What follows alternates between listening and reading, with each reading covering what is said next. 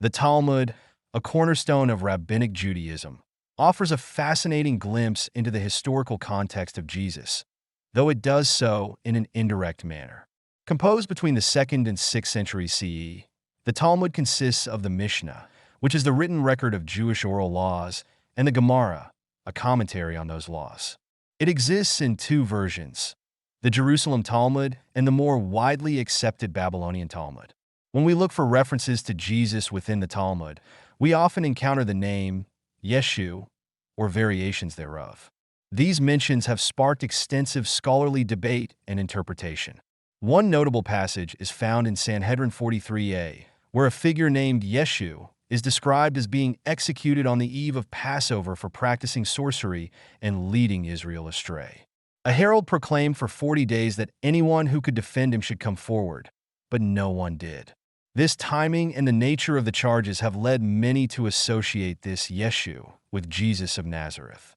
Another intriguing reference appears in Sanhedrin 107b and Sota 47a, where Yeshu HaNatzri, or Jesus the Nazarene, is mentioned as a disciple of Rabbi Joshua ben Berechiah.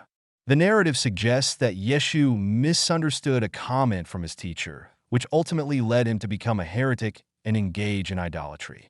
While some interpret this as a direct reference to Jesus, the allegorical nature of the story raises questions about its historical accuracy. In Gittin 56b, 57a, we encounter a figure named Balaam, who faces punishment in the afterlife by being boiled in excrement.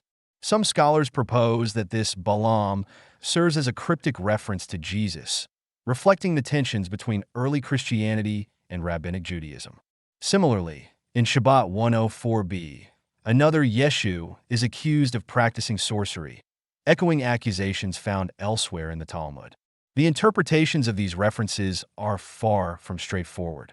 Scholars have long debated whether these figures truly pertain to Jesus of Nazareth. The use of names like Yeshu could refer to other individuals entirely, and the historical context complicates matters further. During the Middle Ages, for instance, Christian authorities scrutinized Jewish texts, leading to censorship and modifications in Talmudic manuscripts. This historical backdrop adds layers of complexity to our understanding of these references. The Talmud was composed during a time of significant tension between emerging Christianity and Rabbinic Judaism. Early Christians proclaimed Jesus as the Messiah, a claim that directly challenged the authority of Jewish religious leaders.